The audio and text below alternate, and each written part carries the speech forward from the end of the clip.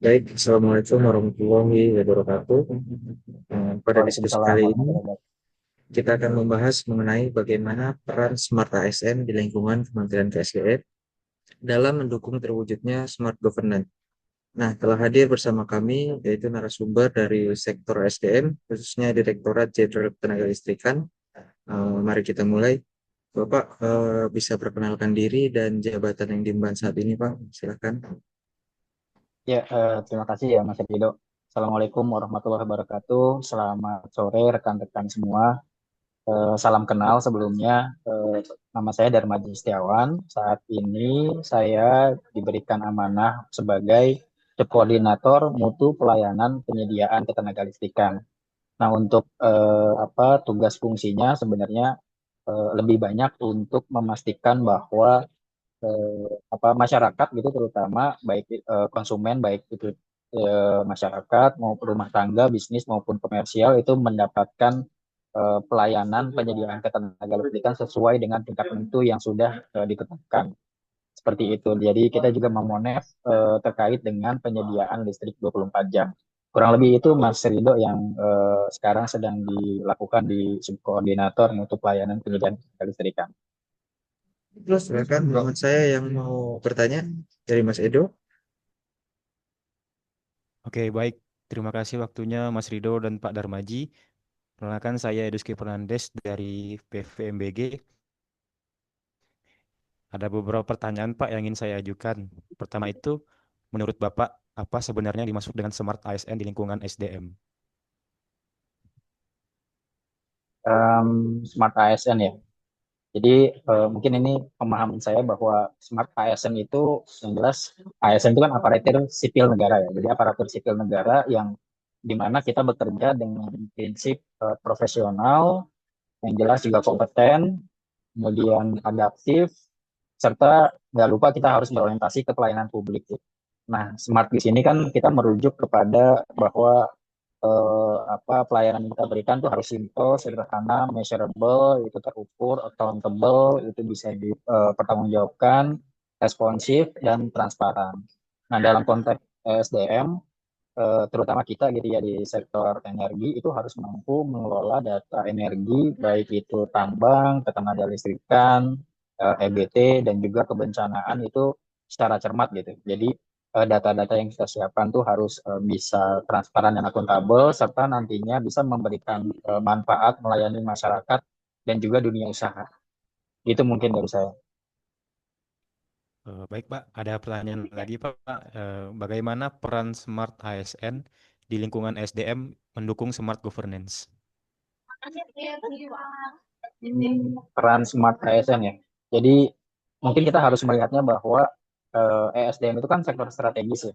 Kita mengelola sektor yang memiliki atau menjadi hajat hidup orang banyak. Nah, karena sektornya strategis, itu kita harus bisa mengelola secara efektif, efisien dan transparan. Nah, otomatis juga harus bisa berbasis teknologi digital karena kalau data yang kita kelola itu banyak, tapi proses pengelolaannya itu masih manual, saya pikir itu menjadi kendala gitu ya untuk bisa memberikan pelayanan kepada masyarakat secara efektif. Nah, contohnya yang sudah kita kembangkan saat ini, layanan perizinan, terutama di ketenaga listrikan itu kan sudah melalui OSS ya, dan juga aplikasi digital yang ada di ESDM. Sehingga secara proses itu akan lebih cepat dan akuntabel. Itu ya mungkin yang contoh nyata kontribusi ASN SDM dalam smart governance.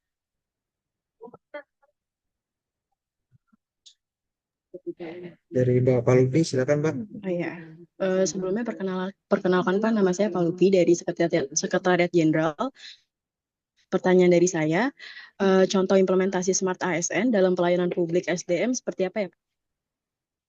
Ya, tadi salah satu contoh yang sudah saya sampaikan terkait implementasi smart ASN dalam pelayanan publik tadi terkait dengan perizinan ya. Di ketenaga listrikan tadi sudah berbasis online. Kemudian di Minerba itu setahu saya juga sudah berbasis online gitu. Sehingga dengan aplikasi online tersebut gitu ya memudahkan badan usaha atau investor untuk bisa mengajukan proses perizinan secara cepat. Jadi nggak perlu juga datang ke kantor ya. Sisi positif keduanya adalah itu juga bisa mengurangi yang namanya konflik of interest gitu terhadap proses perizinan. Jangan sampai nanti kita dipengaruhi oleh ya mungkin oknum-oknum gitu ya dari badan usaha yang mungkin menganggap bahwa proses perizinannya itu katakanlah masih perlu berbayar dan segala macam. Kemudian contoh implementasi berikutnya terkait dengan di mungkin badan geologi ya bahwa sekarang kita punya pemantauan aktivitas gunung api nih oleh PPMBG. Itu juga sistemnya digital real time sehingga bisa diakses oleh masyarakat secara umum. Kemudian yang ketiga itu ada juga yang namanya program elektrifikasi desa. Di situ programnya mengandalkan ASN SDM dalam memperluas akses energi untuk rakyat. Nah, semua contoh ini menunjukkan bahwa ASN SDM itu sebenarnya semakin ke sini itu bersifat adaptif, responsif, dan juga memanfaatkan teknologi untuk pelayanan publik. Itu, Mbak. Silakan selanjutnya dari Mas Dulun. Eh, saya izin bertanya Pak. Sebelumnya perkenalkan saya Mudafar Siltasangaji. Saya juga dari PVMPG Badan Geologi. Pertanyaannya mungkin seperti yang jawaban Bapak sebelumnya tadi dibilang bahwa di lingkungan Kementerian SDM kan dia memiliki peran strategis dan tentu banyak hambatan yang dihadapi. Nah, mungkin dari Bapak sendiri kurang lebih tantangan apa yang dihadapi ASN SDM dalam mewujudkan diri sebagai smart ASN dan mungkin ada solusi terkait dengan tantangan tersebut, Pak. Terima kasih. Oke. Ya, mungkin tantangan yang bisa kita identifikasi pertama itu terkait dengan kapasitas ASN sendiri ya di bidang IT. Mungkin kalau di zaman-zaman saya masuk itu masih sangat sedikit yang namanya CPNS atau penerimaan pegawai yang backgroundnya IT. Nah sekarang ini kan makin di sini makin banyak loh. Itu membuktikan bahwa sebenarnya kita berusaha untuk adaptif, untuk bertransformasi digital gitu ya. Sehingga nantinya data-data yang kita kelola tadi bisa lebih terbuka dan juga bisa diakses secara umum. Itu jadi mungkin tantangan pertama terkait dengan transformasi digital itu menuntut peningkatan kapasitas ASN. Yang jelas itu harus bisa kita selesaikan terlebih dahulu. Kemudian tantangan kedua itu juga terkait dengan koordinasi lintas sektor ya. Karena sektor ESDM sendiri ini bersinggungan dengan lingkungan, industri hingga masyarakat. Dan yang ketiga, tak kalah penting itu tantangannya dari sisi keterbatasan infrastruktur, khususnya di daerah terpencil. Seperti kita ketahui, kalau di daerah terpencil kan jaringan internet itu untuk layanan digital itu masih sangat terbatas ya. Nah, itu juga mungkin menjadi salah satu tantangan di sisi peningkatan kapasitas ASN SDM dalam menuju smart ASN. Cuman dengan saya yakin dengan program pelatihan yang berkelanjutan, kemudian peningkatan infrastruktur, peningkatan kualitas SDM, saya pikir tantangan-tantangan yang tadi itu bisa kita atasi. Seperti itu.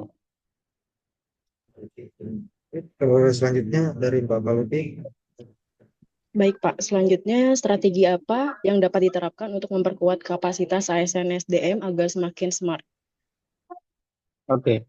Ya mungkin beberapa strategi yang bisa kita jalankan. Yang pertama itu terkait dengan pelatihan ya, pelatihan dan sertifikasi kompetensi.